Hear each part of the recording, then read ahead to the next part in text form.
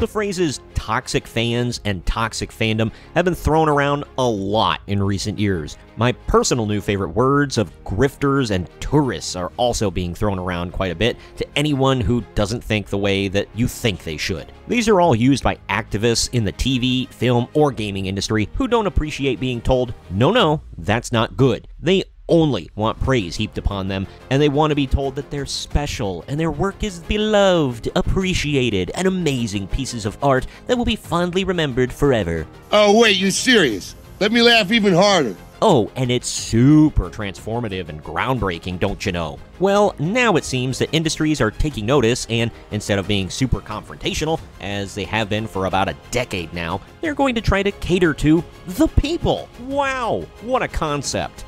It's a bold strategy, Cotton. Let's see if it pays off for them. This is Marks on Media, and today we're talking about how Hollywood studios are battling toxic fandoms by, trying to cater to their actual potential customers. Now, let's get into it.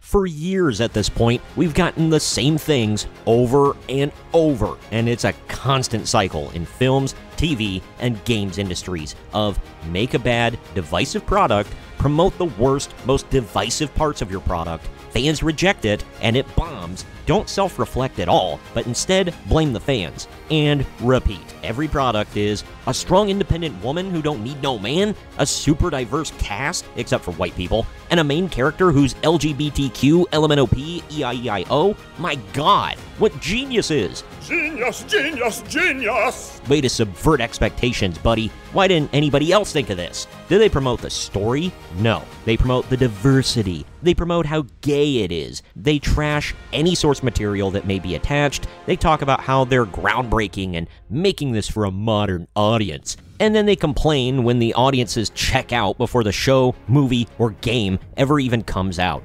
Done. Entertainment industries can't seem to pick up on this pretty easy to understand concept, however, so they're gonna do what they do best, blame the fans and spend more money. Let's take a look at this article from CBR.com. Hollywood studios reveal how they plan to tackle toxic fans. Go yourself. According to CBR, toxic online fan behavior has worsened over the years. I think what they mean is potential viewers and passionate fans who aren't brainless automatons. But whatever. This is prompting Hollywood studios to rethink how they approach franchise projects. Better late than never, I guess. To combat this, some studios have formed focus groups of dedicated superfans to review marketing materials and provide feedback on potential audience reactions. You mean screeners? Something that Joker Folly Apu never had. Not a great plan. These studios are seriously doing anything they can to avoid hiring competent writers that don't have their heads firmly shoved up their own rear ends. This input has even led to changes in projects before completion. Yeah, that generally happens when you make crap and no one likes it. Actors challenging franchise norms also undergo social media boot camps to handle anticipated backlash. I'm not sure why the idea of don't post stupid, insane ramblings online, and maybe don't tell your potential audience that they're terrible people who you hate, and don't say that you have zero respect for the project you're working on needed to be taught. Clearly, it did need to be taught, but why did it take so damn long? It's Hollywood, baby. The Star Wars fanfiction BS Disney Plus show, The Acolyte, became a casualty of fan toxicity, again according to CBR, facing alleged review bombing and negative comments, leading to its cancellation after just 1 year. Again, this according to the article. I love how that is the story, and they're sticking to it. Sure, Jan.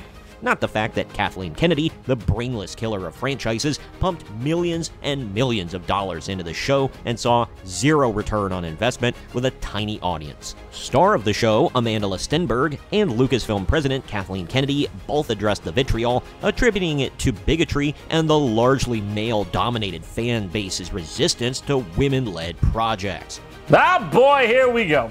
Of course, it's never me, it's always you. Literally, no one gave a damn about a woman leading an action or sci-fi film or show before. Look at Alien, Terminator, Tomb Raider, The Hunger Games, Rogue One, countless horror films, and for a more recent example, Prey. But yes, by all means, let's attribute this all to bigotry, because that's the catch-all term for when your show sucks and no one likes it. Of course. Now let's take a look at this enlightening article from Variety, the bastion of brainpower in media, of course. Toxic fandom, how Hollywood is battling fans who are just out for blood, from social media boot camps to superfan focus groups. You're so dumb. You are really dumb. For real. Again, Variety is going with the premise that toxic fandom is worsened, targeting high-profile projects and their creators, such as the Acolyte star Amanda Stenberg.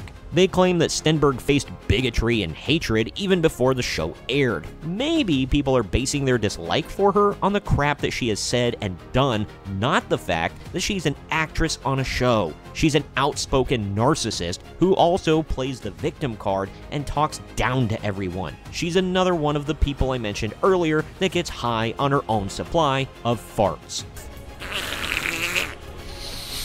Variety claims that toxic fans use platforms to amplify negativity, often disguising their campaigns as criticism of creative choices. No, these are all legitimate complaints and concerns. Because you don't agree with them, that doesn't make them bigoted or racist or sexist or phobic or whatever other BS you want to slap on it. It's amazing to me that these freaks accept zero criticism ever. They claim that they're open to it, but when their projects get torn down in reviews, they retreat to their crying corners or sob while they rock back and forth in the shower. Studios now use focus groups of superfans to anticipate backlash and sometimes make changes to avoid stirring up controversy. I've seen who Amazon Prime Video considered to be superfans of The Lord of the Rings to talk about their show, The Ring of Power, in Season 1. And none of them even watched the damn show. Hollywood thinks a superfan of Star Wars is someone who has seen at least 1 or 2 Star Wars films and can name a handful of characters.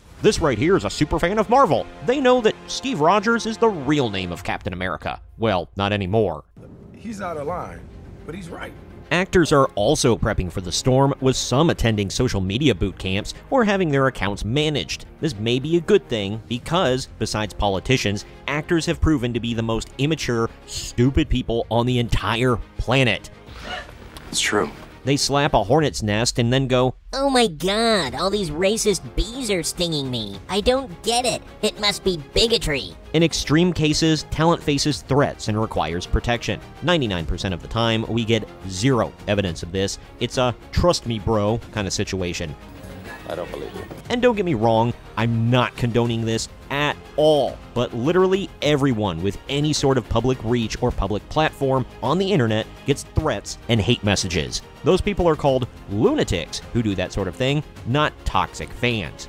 Morons. Some franchises, like The Rings of Power, have managed to deflect initial hostility with time and engagement, according to Variety. I don't know what the hell they're talking about. The show only dug holes deeper for themselves, and it's still a terrible pile of garbage. But some people got tired of talking about the giant pile of boring dung that is this show, and criticism wasn't as trendy. That is one big pile of shit. Meanwhile, other shows like Obi-Wan Kenobi confronted toxicity directly through public statements. Those statements were the most pathetic, cucked things I have ever seen. They showed zero evidence. They were just pathetic pleas with strawman arguments. And guess what? The show bombed and it got canceled. Not because of bigotry, but because it sucked. Some actors, like Elizabeth Olsen, stay offline and avoid it altogether, which proves to be a smart way to go because she does her job, she stays out of controversy, she tries to be likable, and guess what? She doesn't get hated on. Her shows and films get hated on, sometimes, but no one really dislikes Elizabeth freaking Olsen.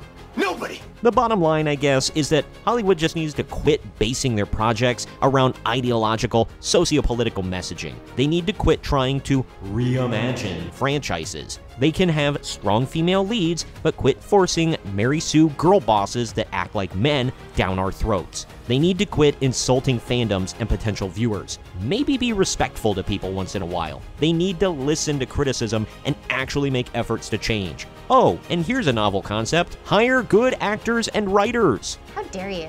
quit hiring activists who only want to push the message, and maybe, just maybe, you won't have to deal with toxic fans anymore. Well, if it isn't the consequences of my own actions. Comment with your thoughts on all of this. Do you agree with my take, or do you agree with CBR and Variety, who is taking the side of Hollywood goblins? Let me know down in the comment section. As always, the links to the articles I covered can be found in the video description. Also, please share this video around everyone you know, and don't forget to like the video, subscribe to the channel, and click the little bell to be notified every time we post brand new content. This has been Marks on Media, and I'll see you next time.